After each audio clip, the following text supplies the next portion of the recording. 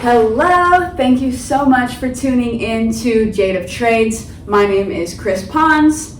They/she are my pronouns, and this is my show. I'm your host. Today we have a special guest. I'm so excited to talk to her about her life experiences as a woman, as an artist, as a professional badass businesswoman. We're really going to get her perspectives on some things and hear some of her favorite music right now and let her talk about that. I'm so excited, so let's give it up for Jordan Bowles. She's on Zoom, so we're going to talk to her and hear what she has to say and what she has to tell us about her life. I'm so excited, so let's introduce her.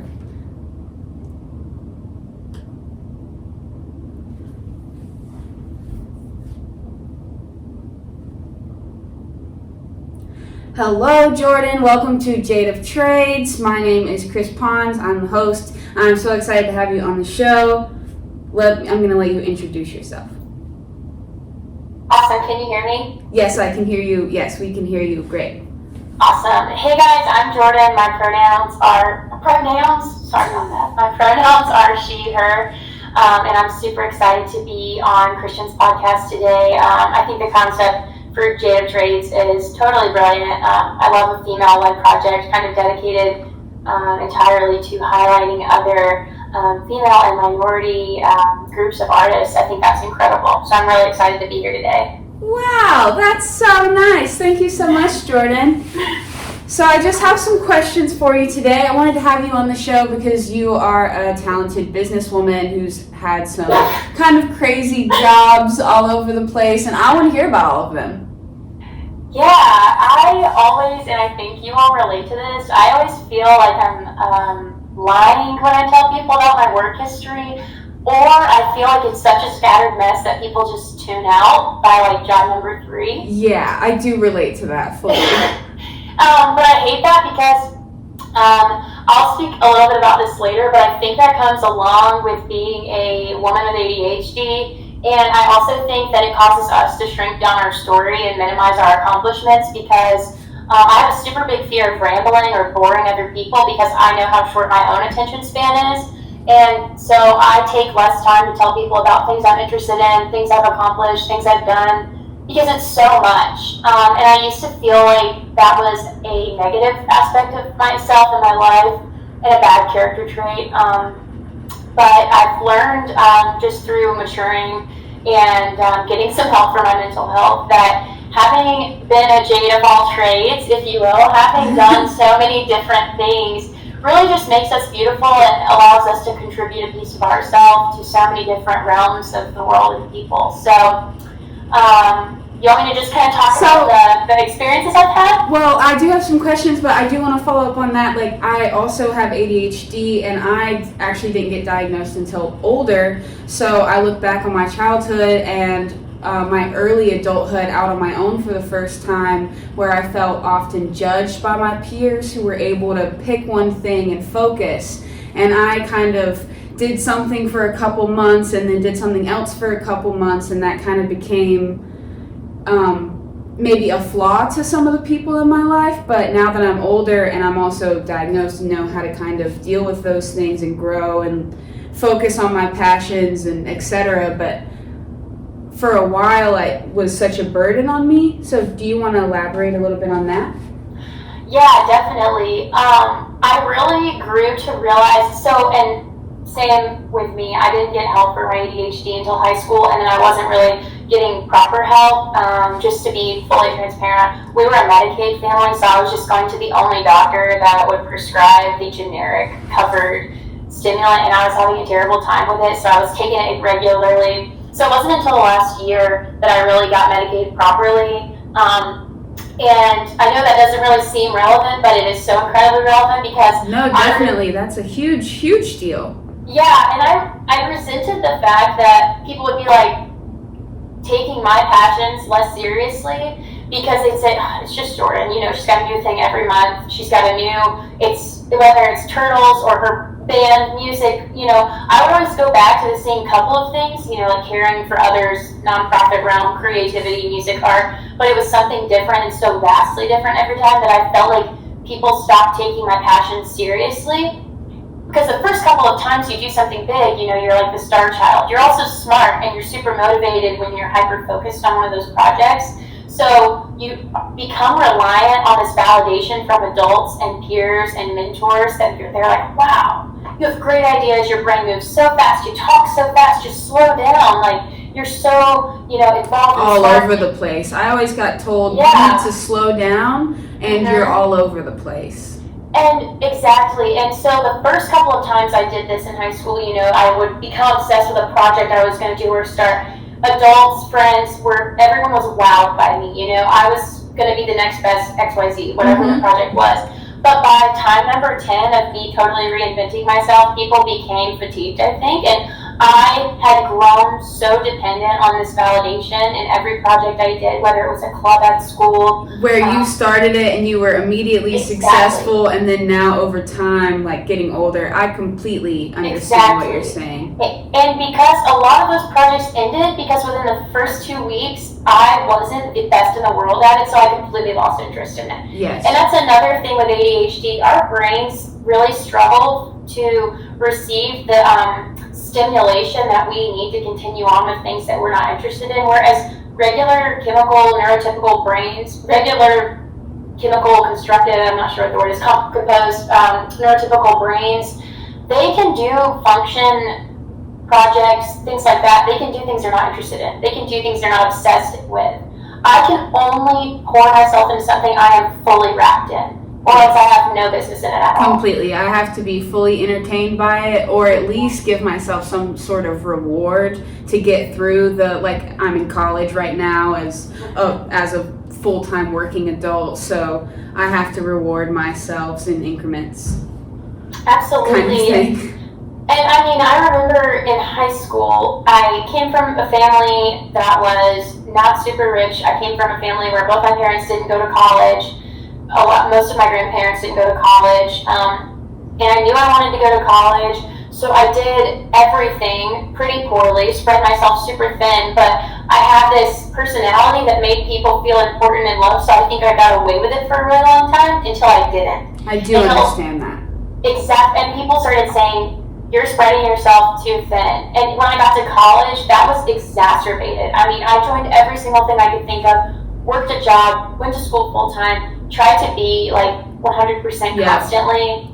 But what they also don't tell you about ADHD is like, you are so much more prone to addictive tendencies too. So you have to be not only the best at your jobs in school, but the best partier, the best socialite, the person who says yes all the time. Yep. And eventually we wear out, right?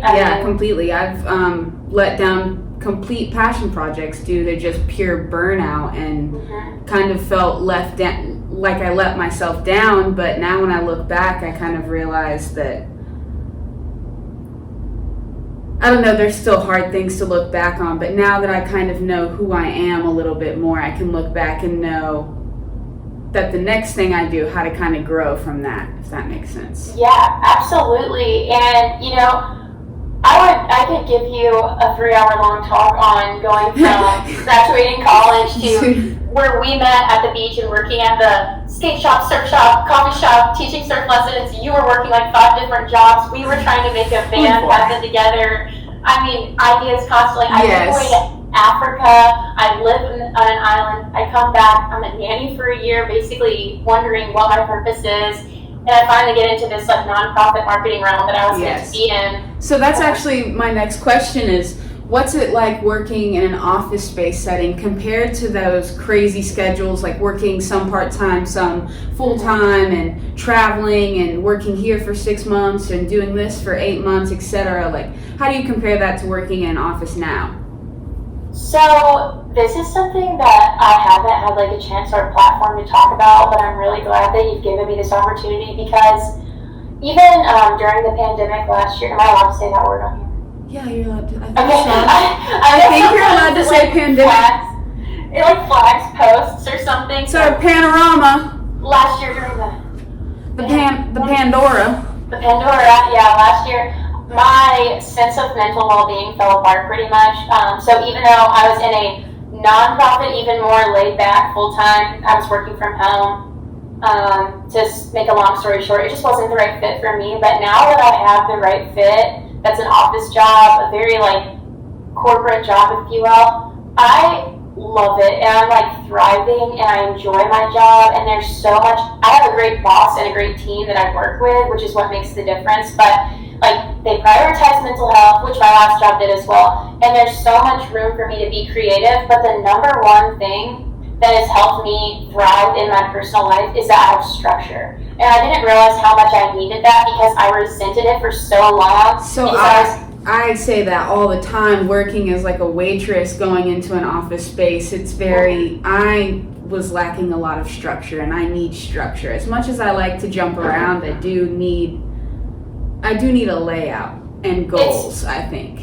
I completely agree. And what's crazy is I had structure at my last job, but it just wasn't the right fit for my non-neurotypical, neurodivergent brain. So now I have a job that gives me complete structure, but I have so many moving projects that I can jump around, and it like complements my crazy, wild, yes. And not crazy in a negative way, but my constantly channel-changing TV brain. Because if I'm bored with one project, I have 10 other cool things to jump to work on. I relate to that fully, even just in my personal life, because I'm starting Chris Pond's Media, and I have heebie-jeebies under that, and then I have this podcast, and I have projects I want to do under every little thing. So, what do you do anything outside of your office space that you're looking to grow into? Do you have any fun hobbies or anything, even if it's a new business venture, anything going on? Yeah, so I am like doing some small marketing consulting on the side, just because I have a lot of my dad's side of the family is in like building and contracting, and they are totally not tech savvy, and I've always helped them out over the years with like brochures, and when you do a project, or you are a consultant for a project, you send like a pricing workup, and I've helped with that before. So I'm getting to help my aunts and uncles and cousins with little projects and make a little money on the side. But really, I'm doing that because I was going to take a class to continue my digital like art skills with marketing. Yes. And this is just a way to keep me practicing, I think, because we they'll can come never back stop to me learning, and right? say, yeah, and they'll come back and say, like, can you change this? And then I learn how to do it, and I help them. So I'm doing that, and also, like, I guess I could get weirdly emotional about this, but I'm finally writing music again, which is really nice because I lost so much of my creativity or like passion for music during the pandemic, and that was no one's fault at all. I just like withdrew super badly from friends and spaces, and I just outgrew so many friends and spaces and phases of my life that I thought that included music too. And my partner's going through the same thing, going from like touring, constantly writing, dedicating your whole life and hinging all your life on making it big in music. Yes. So being these, and my partner has ADHD too, so being these hyper-focused, obsessive humans, we're both learning that like music and art can be a passion and a hobby that we do as a way to wind down. It doesn't have to be something that we do as a way to, and me speaking for myself, receive validation from others, prove myself to others. Doesn't have to be my career. So you can make music without the goal being to want to be the next big thing or the next big star. Yeah, and I think I'm growing, and this is just because I went through a lot of counseling last year and earlier this year and got medicated properly and have a supportive partner and friends. But honestly, through my girlfriends, I've narrowed it down to such a close group of women that really support me. I've become so much more comfortable with like not needing that validation, not needing to be seen as cool or talented in the male gaze, just being myself and being comfortable in who I am and being comfortable with at what rate I pursue my passions and not trying to monetize them or turn them into ways to succeed. I completely get that. I like to, this is totally random, but it's okay. I like to take care of plants, and I have about 40 plants, and my partner always tells me that I should sell my little propagations, and I refuse to make this because I have so many ideas and business ventures and creative outlets I want to pursue financially. This is something that I refuse to ever make money off of because I want to keep it kind of pure, I think. I want to keep it untainted. And I didn't mean to make this talk so much about mental health, but right before we got on the call, I listened to this TEDx talk my friend sent me about ADHD, and it was a woman saying, talking about her experience, and she said that it's a fact that people with ADHD are 300% more likely to start a business. We think outside the box because we don't have a concept of the box. We have this big, huge, beautiful, free world in our head. And we start these businesses because we're like, oh my God, this is bringing me joy. I want to bring it to other people. Yes, completely. So, and go ahead. No, go ahead, sorry. No. Last year was so hard for everybody, but I think the thing I've learned the most is kind of protecting some of your passions. Like, I know that I want to bring them to other people to bring them joy, but I don't want to burn myself out. So with your plants, it's important to keep some of them sacred just for yourself. Yes, completely. Well, Jordan, we are about out of time, but thank you so much for joining us on the show. Thank you for sharing your life with us and your journey and your view. And I relate to you and I hear you. And I'm so excited to share your story with other people that will relate and feel heard and seen by your words. So, thank you. I couldn't have done it without women in my life like you, seriously. I mean, my counselor is also female, total, and my doctor. So women have healed me. Well, thank you so much, Jordan. And if you just want to say goodbye and your name, and if you want to throw anything out there, you got the floor. Actually, I'll just say I'm Jordan. Thanks for listening to my spiel. You can follow me at JORDDB as in boy at. No, that's it. It's my Instagram handle. I know this is a female podcast, but the only sentiment I will stand by and I will die on this hill: the Cure is the greatest band of all time. All right, respect. This woman will die on the hill that the Cure is the best band ever. And I'm sorry about the week before last when you Don't bring it up. I'm sorry. I don't want to talk about it. I'm sorry. All right. Well, thank you so much, Jordan. I love you. I hope you have a wonderful day. Thanks, Chris. Have a great day.